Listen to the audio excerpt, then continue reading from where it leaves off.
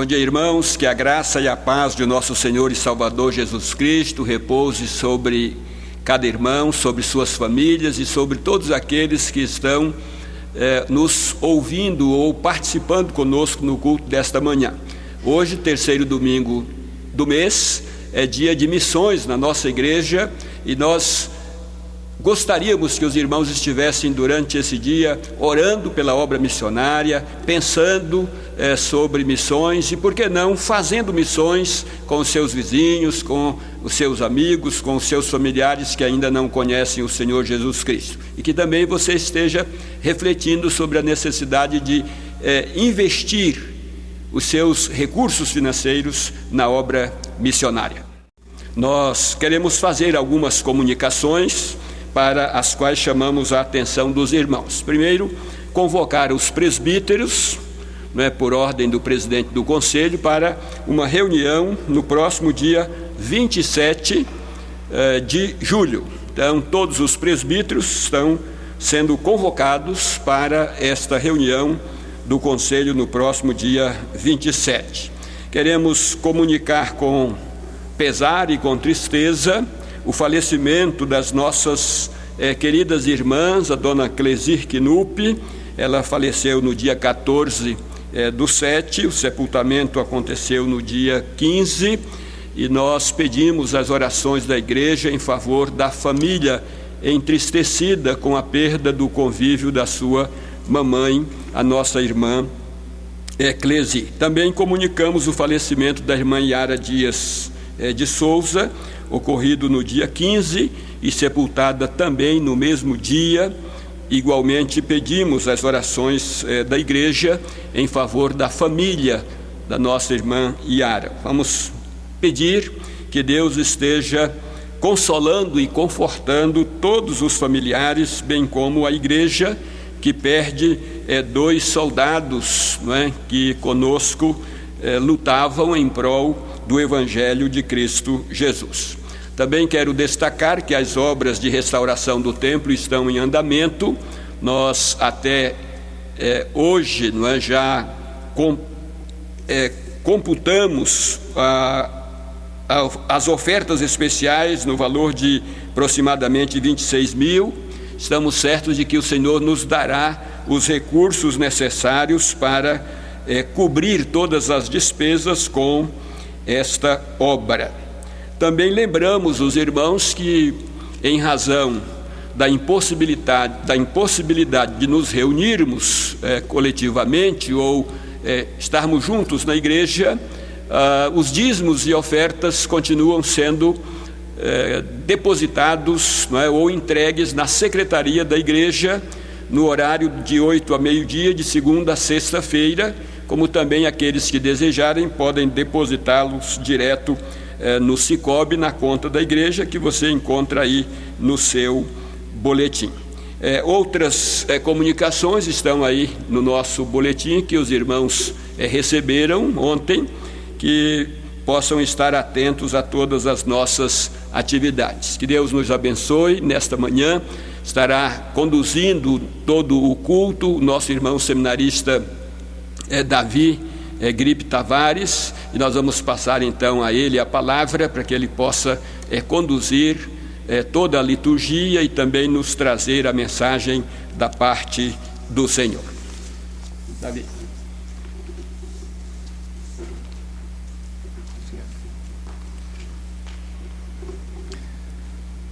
Irmãos, nesse dia do Senhor, eu convido os irmãos a abrirem suas Bíblias comigo no Salmo 1. Vamos ler juntos. Salmo 1, que diz assim a respeito dos justos e dos ímpios. Bem-aventurado o homem que não anda no conselho dos ímpios, não se detém no caminho dos pecadores, nem se assenta na roda dos escarnecedores. Antes, o seu prazer está na lei do Senhor, e na sua lei medita de dia e de noite. Ele é como árvore plantada junto à corrente de águas, que no devido tempo dá o seu fruto, e cuja folhagem não murcha, e tudo quanto ele faz será bem-sucedido. Os ímpios não são assim. São, porém, como a palha que o vento dispersa. Por isso, os perversos não prevalecerão no juízo, nem os pecadores na congregação dos justos. Pois o Senhor conhece o caminho dos justos, mas o caminho dos ímpios perecerá. Vamos louvar ao Senhor com o hino 175 do nosso inário, o Servo do Senhor, que coloca em forma de música essa passagem do Salmo 1 que acabamos de ler.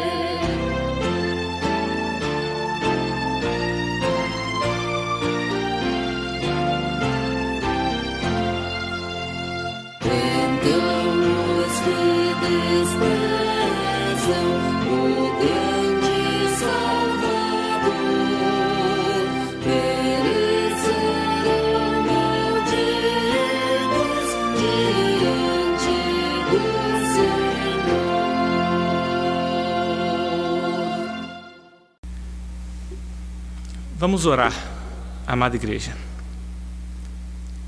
Senhor Deus, obrigado, Pai, porque o Senhor teve misericórdia de nossas vidas. O Senhor não nos fez barros da sua ira, vasos da sua ira.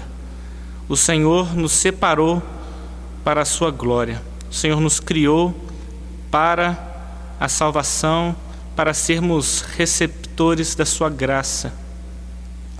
Senhor, obrigado porque não somos como os ímpios, não por natureza própria, não por justiça própria, não por mérito próprio. Ó Senhor, somos justos pela justiça de outro, pela justiça de Cristo, nosso Salvador, que na cruz fez aquilo que nós não conseguiríamos fazer e nos dá a salvação quando cremos no seu nome, na sua obra na cruz, pagando ali os nossos pecados. Obrigado porque somos pecadores redimidos, pecadores regenerados e salvos. Ajude-nos a vivermos, Pai, como justos do Senhor, como santos separados pelo Senhor desde a eternidade. Ajude-nos a honrar o Teu nome, ajude-nos a viver para a Tua glória, a refletirmos o caráter de um Deus santo, bom e gracioso. E que o nosso louvor, a nossa adoração e o culto prestado ao Senhor nesta manhã possa refletir a gratidão de nossos corações por sermos alvo da Tua imerecida graça. Em nome de Jesus. Amém.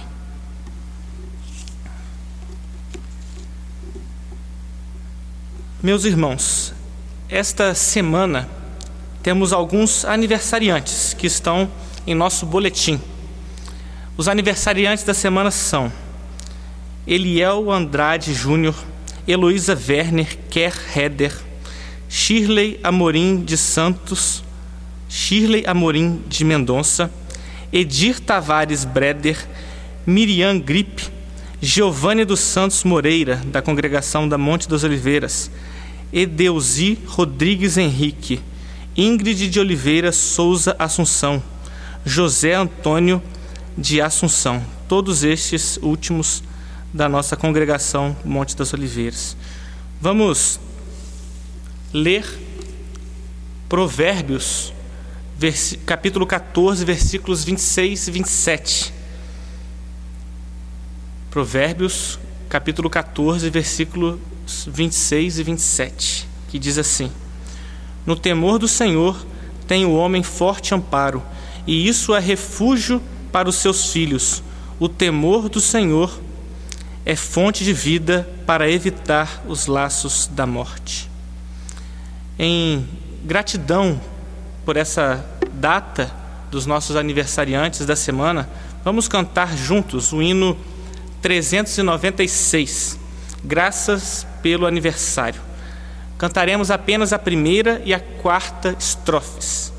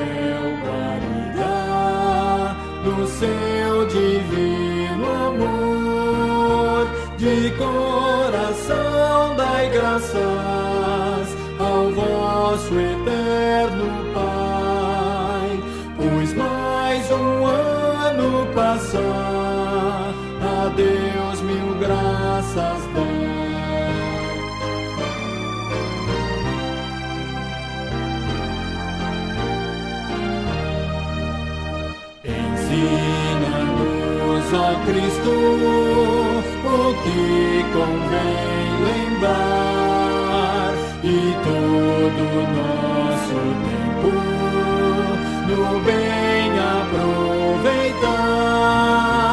De coração dai graças ao vosso eterno Pai, pois mais um ano passar, a Deus mil graças dai.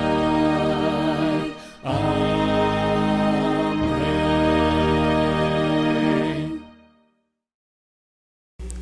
Vamos orar em agradecimento ao aniversário dos irmãos. Senhor, sabemos como é importante a data do nosso aniversário, a data em que o Senhor escolheu para que viéssemos ao mundo. Não foi uma data qualquer, não foi uma data aleatória. Não, Deus, foi uma data específica, onde o Senhor aprove ao Senhor, nesta data, fazer com que cada um desses irmãos nascessem no seu respectivo dia, da sua respectiva mãe e pai, em suas famílias. Ó Senhor, o Senhor não os viu sem os conhecê-los de antemão. Pelo contrário, o Senhor os amou, o Senhor os separou desde o ventre das suas mães e os chamou para serem parte da tua igreja, parte do seu povo redimido.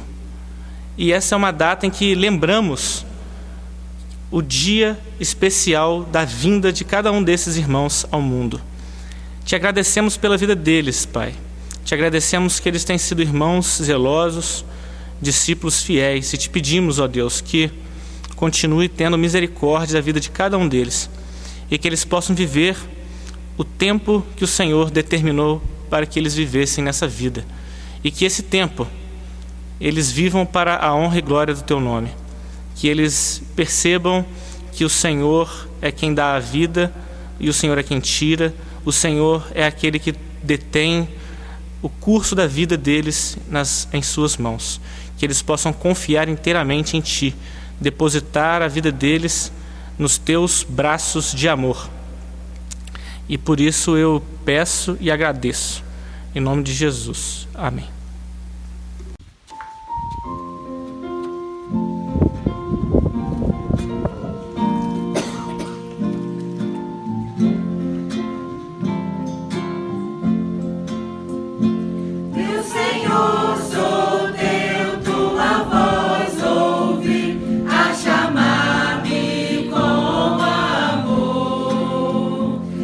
Contigo sempre desejo estar, ó bendito Salvador. Mais perto da tua cruz quero estar, ó Salvador. Mais perto da tua cruz eu desejo estar, Senhor. A seguir-te sempre eu me decidi, constrangido pelo amor. Jubiloso, pois me declaro teu, sem reservas, meu Senhor. Mais perto da tua cruz quero estar, ó Salvador. Mais perto da tua cruz eu desejo estar, Senhor. Que prazer sem par, que delícia é aos teus santos pés me achar. E com viva fé e profundo amor com meu Salvador falar. Mais perto da tua cruz quero estar, ó Salvador. Mais perto da tua cruz eu desejo estar, Senhor.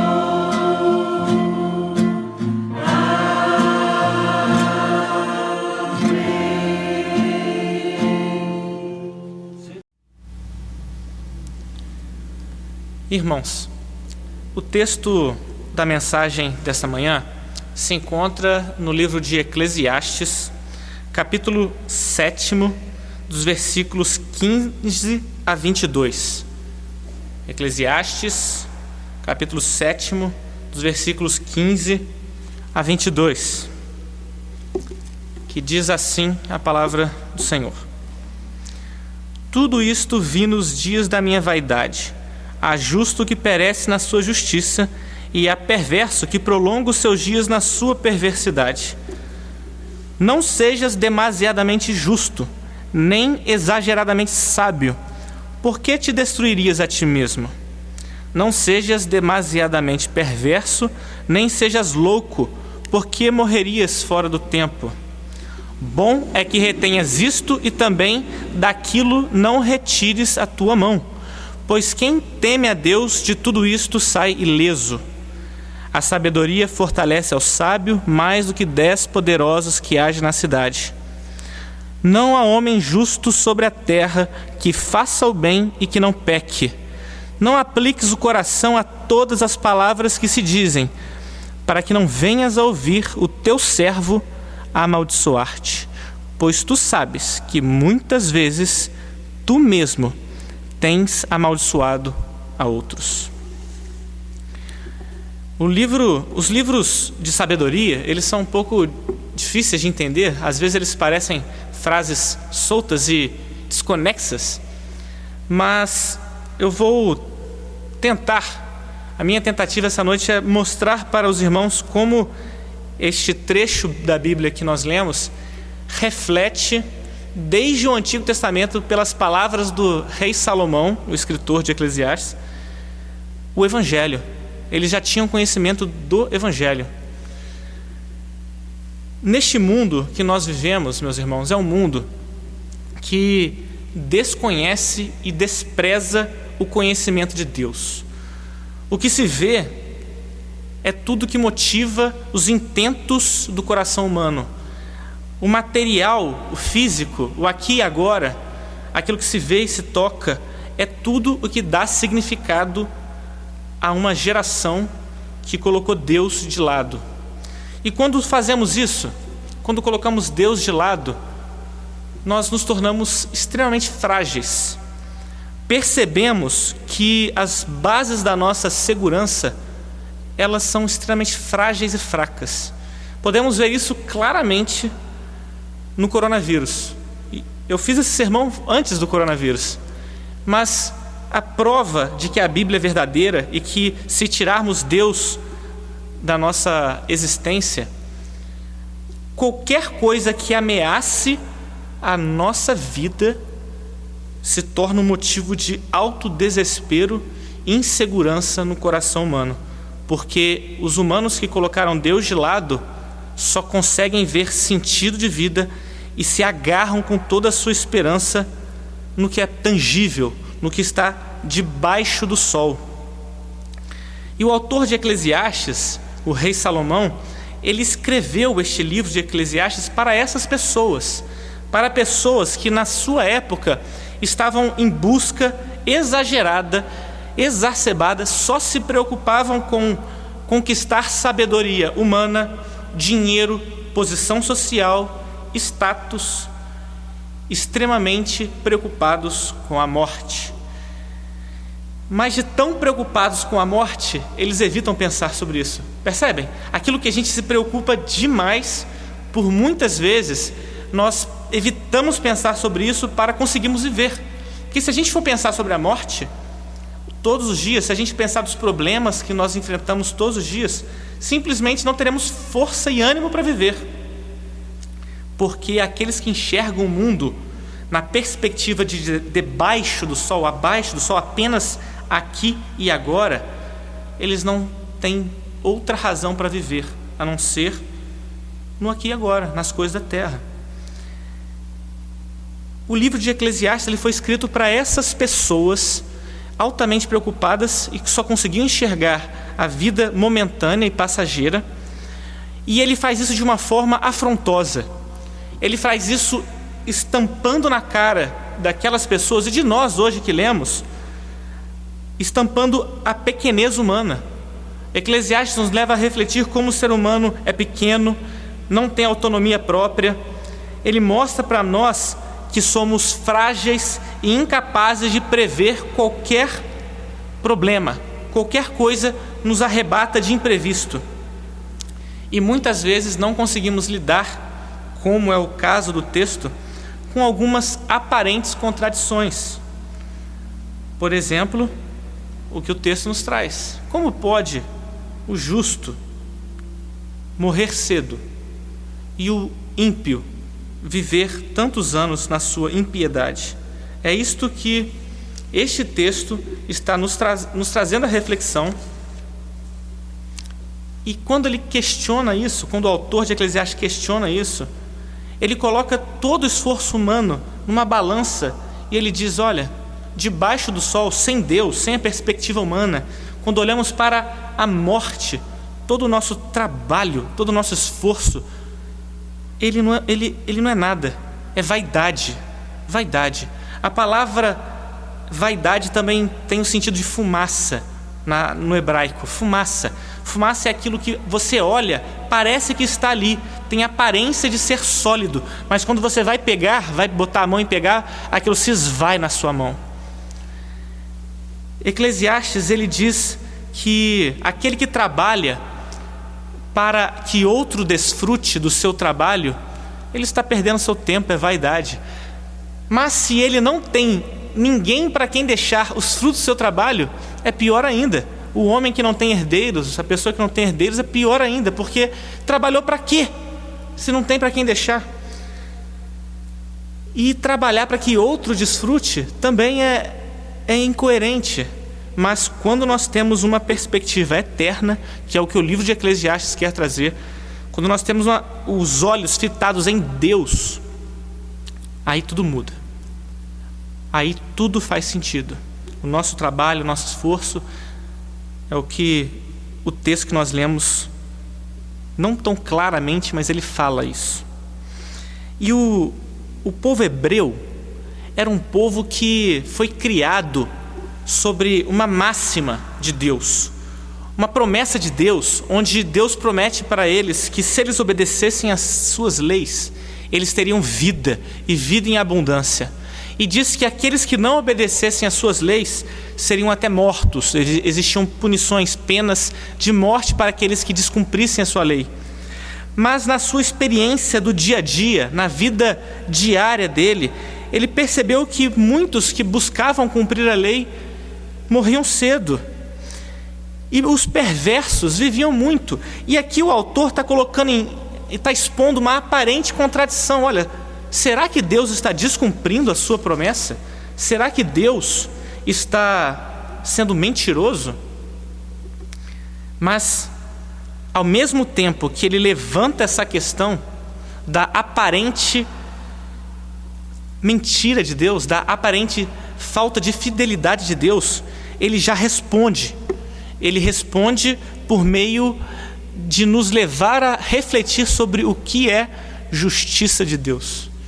Ele já diz: olha, será que todos cumprem a lei de Deus?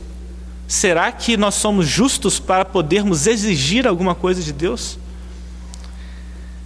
E o que ele diz, a máxima dessa passagem, se encontra no versículo 18, onde, resumindo, ele diz que os que temem a Deus, eles não devem se achar justos demais e também não devem se entregar à devassidão.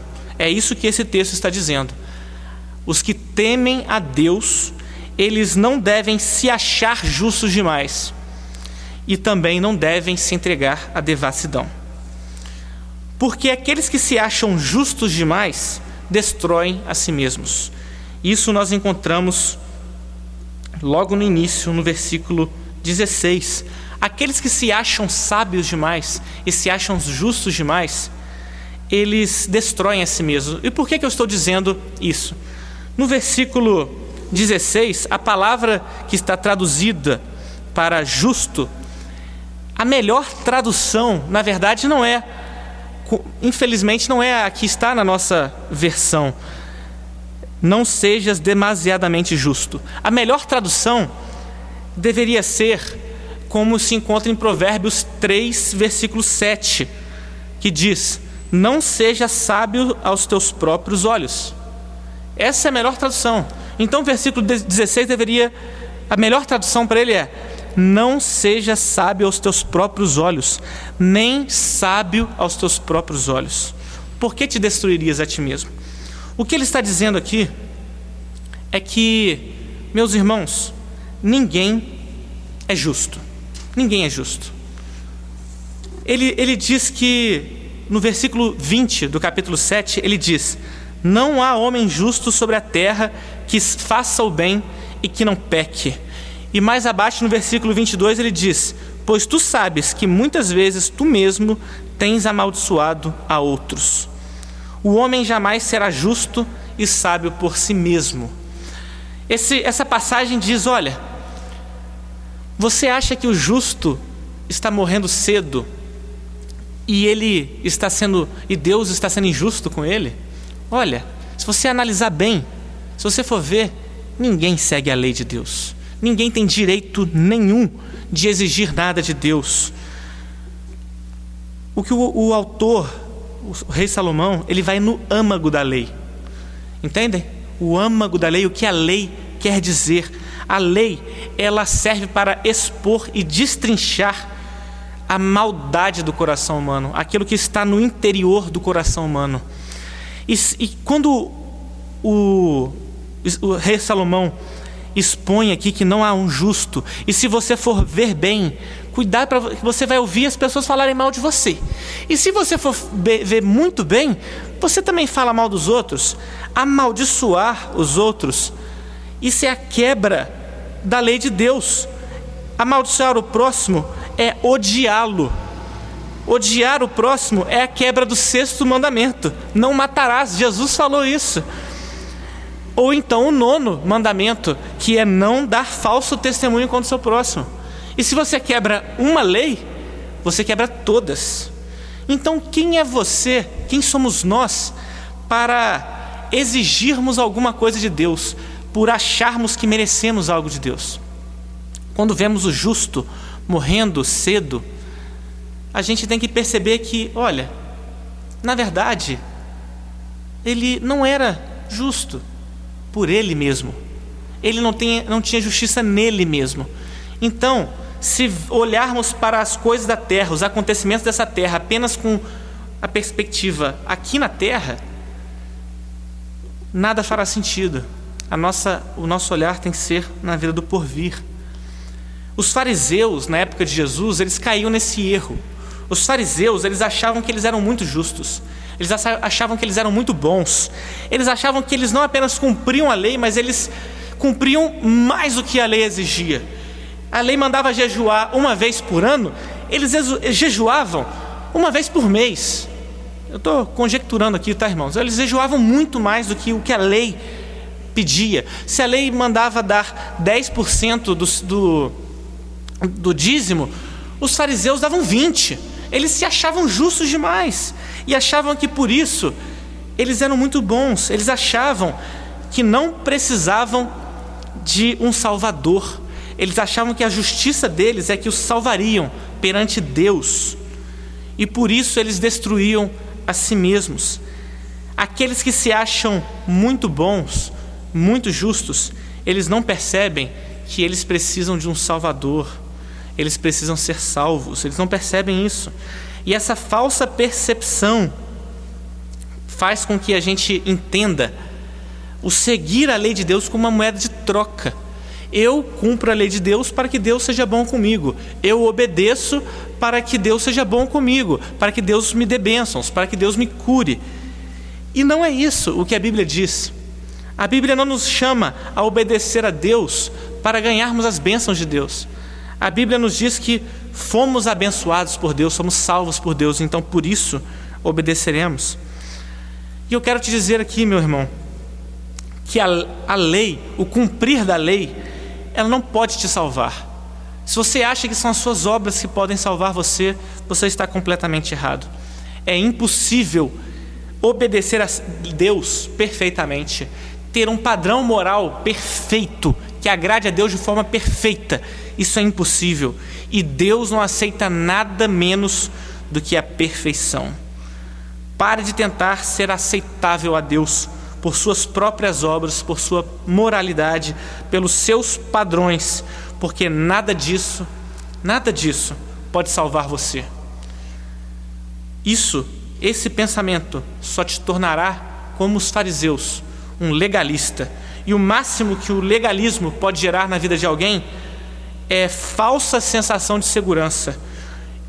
Você virará um hipócrita, um julgador, e você colocará sobre o seu peso e sobre o peso das pessoas que você convive um peso impossível e insuportável de carregar, porque ninguém consegue ser perfeito e cumprir as exigências de Deus. Então, por se achar muito justo, é possível que alguém destrua a si mesmo e ache que Deus deve algo a ela, e olhe para essas aparentes contradições da vida e ache que Deus é injusto. É porque você não entendeu o quão injusto você é e nós somos. E Deus não deve nada a ninguém. O segundo ponto dessa passagem diz que aqueles que temem a Deus, eles não devem se achar justos demais e também não devem se entregar à devassidão, não devem ser perversos demais, porque os perversos morrerão fora do tempo. O que acontece aqui, na passagem do versículo 17, não é que o rei Salomão está dando uma permissão para você ser um pouquinho justo, perverso. Não está dizendo, olha, você pode ser um pouco perverso. Não é isso. Ele está dizendo o seguinte, olha, por você saber que você não consegue ser justo, isso não te dá liberdade para você ser devasso. Não seja demasiadamente perverso só porque você não consegue ser perfeito. O que está dizendo é o seguinte, olha, só porque você jamais conseguirá ser agradável a Deus, não significa que Deus não se importa com as suas ações. Não significa que Deus não irá cobrar de você as suas ações. Deus é justo, Ele tem uma lei e Ele há de cobrá-la. É seu dever obedecer e cumprir a lei do Senhor.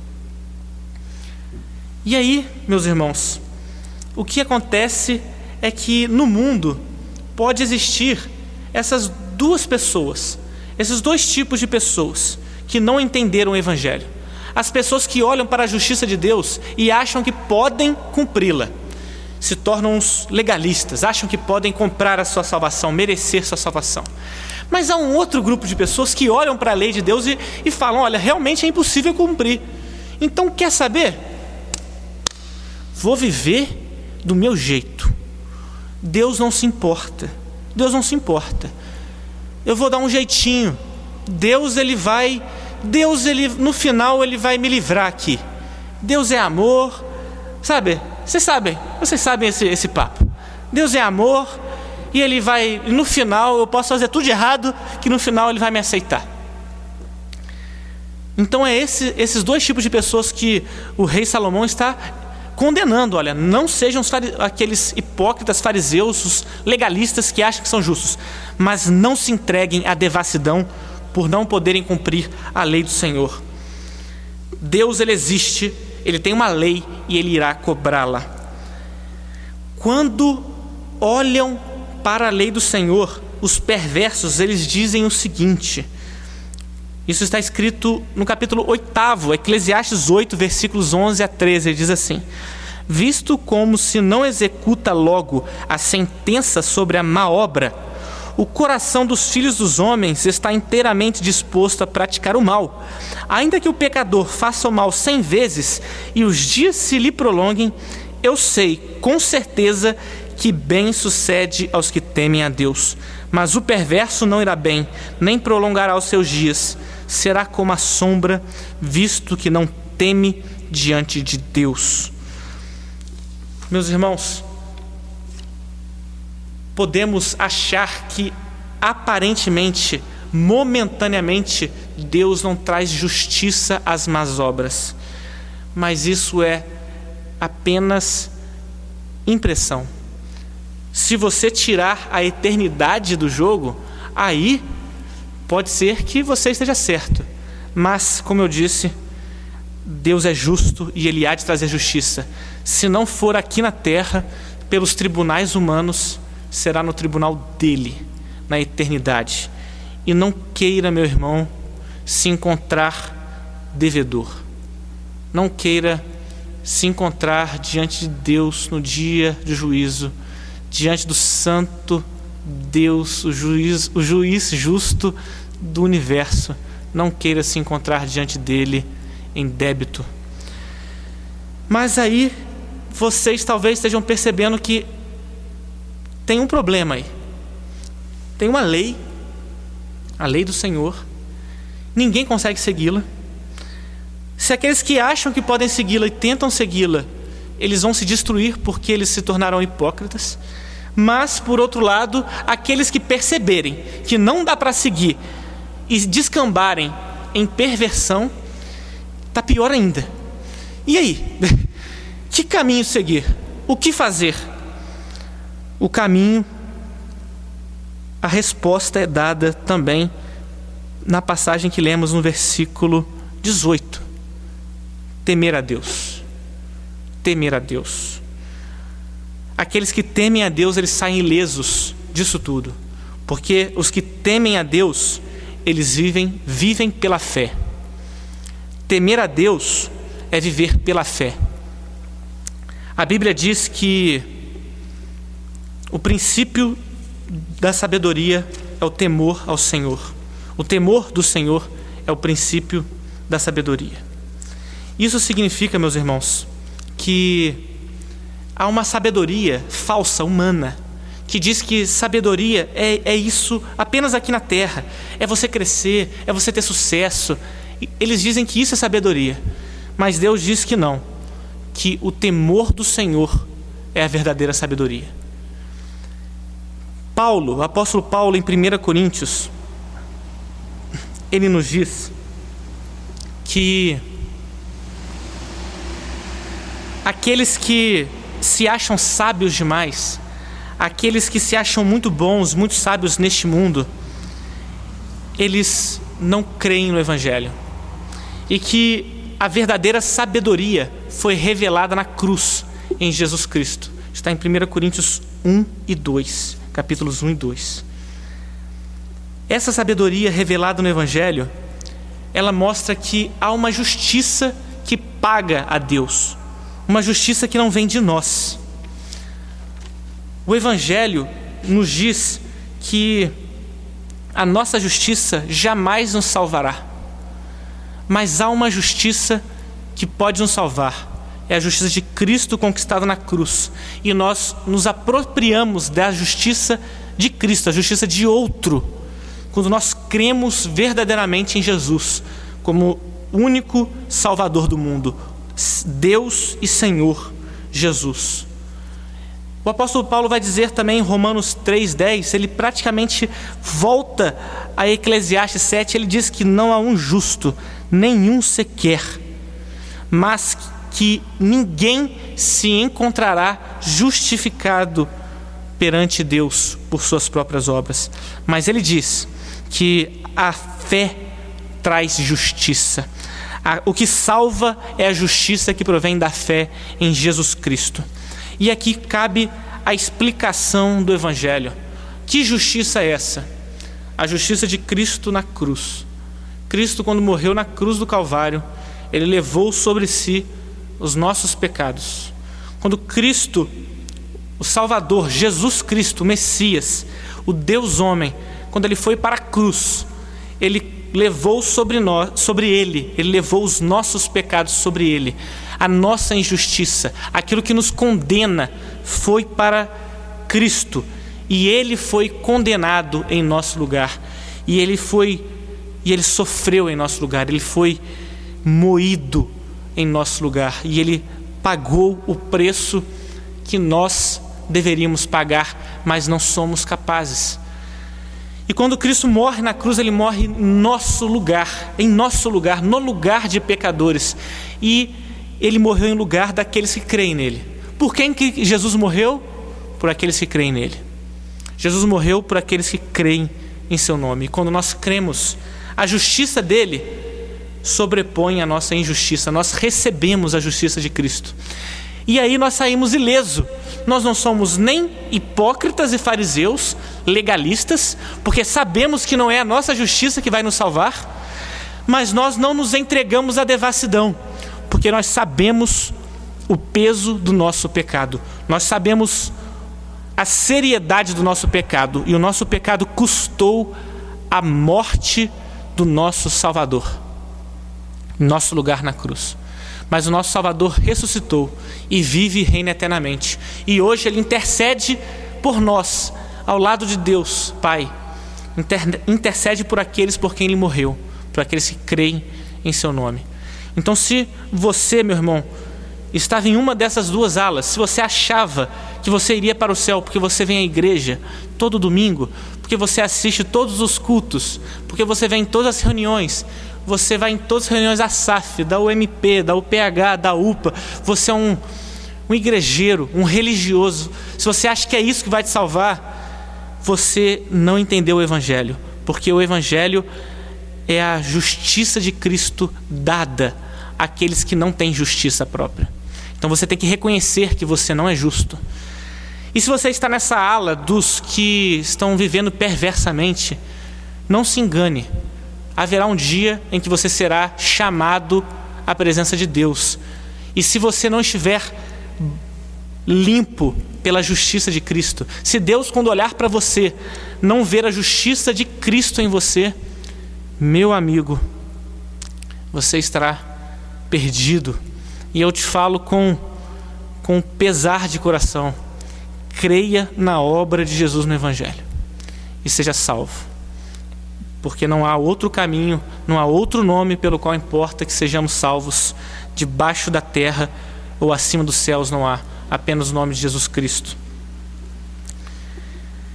E quando nós entendemos isso, que a nossa vida eterna é que importa, a vida na terra ela é passageira mesmo, e que nós podemos sofrer qualquer malha aqui na terra, que a nossa salvação está assegurada nas mãos de Deus, nós deixamos de ter problemas com essa aparente contradição levantada aqui pelo rei Salomão. Você vai ver o ímpio talvez prosperando em suas riquezas, vivendo longos anos, mas você vai sentir misericórdia dele, porque ele não tem a vida eterna. Ele ainda não está debaixo da graça de Deus, e ele está ainda em condenação. Você vai olhar para o justo que por algum momento, por algum motivo foi cedo, morreu cedo, e você vai olhar para ele e vai falar: nossa, quem me dera, quem me dera, porque ele está na glória com o seu Salvador. A nossa fé se torna uma fé que não depende de circunstâncias, não é uma fé como uma que age como moeda de troca. Não, nós já fomos comprados, Deus já fez tudo por nós, não tem nada para ser trocado ou conquistado. Vivemos para a glória de Deus, como salvos e justificados pelo sangue de Cristo.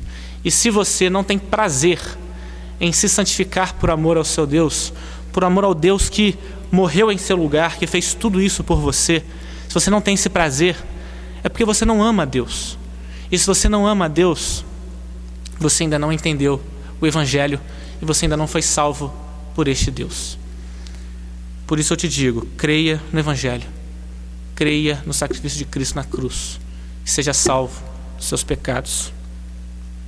Vamos orar, meus irmãos. Senhor Deus, obrigado pela palavra exposta, a tua palavra pregada. Ó Deus, eu espero que os irmãos, aqueles que ouviram a palavra em seus lares, nesse momento de crise global, eles possam saber que o Senhor ainda detém o controle do mundo em suas mãos, sempre deterá. O mundo foi criado pelo Senhor e o Senhor tem domínio inteiro sobre ele. Que eles possam estar seguros de que em meio a toda essa pandemia, aquilo que acontecer com cada um deles, eu te peço que eles tenham a fé que independe das circunstâncias. Uma fé que compreendeu que eles nada merecem. Que entendeu que somos dignos de morte. Somos merecedores da condenação. E se não fosse Cristo morrendo em nosso lugar na cruz, o Senhor continuaria sendo Deus santo e justo por nos condenar. O Senhor deveria nos condenar porque somos maus. Mas Deus, aqueles que entenderam que foram salvos por Jesus na cruz, eu te peço que eles estejam tranquilos nesse momento. Eu te peço que eles saibam que as vidas deles estão nas tuas mãos e que eles detêm a vida eterna e que não importa o que venha acontecer com eles, eles estão nas tuas poderosas mãos e que o aqui e agora, a vida terrena passa e que o que importa é a eternidade. que foi conquistada por Jesus na cruz do Calvário. Ó Senhor, essa verdade, ela precisa ser pregada, constantemente pregada, porque ela tem sido alterada.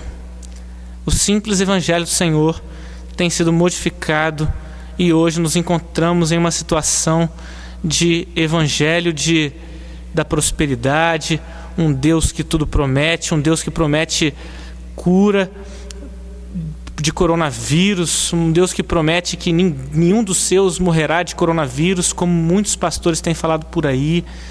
Ó Senhor, isso não é bíblico. A Bíblia promete vida eterna, e que seja isso que os nossos irmãos estejam preocupados e gratos, porque o Senhor Jesus conquistou por eles na cruz. Em nome de Jesus. Amém. Vamos ter agora uma participação especial com os nossos irmãos Keller, sua esposa Silvia e seu pai Gesiel.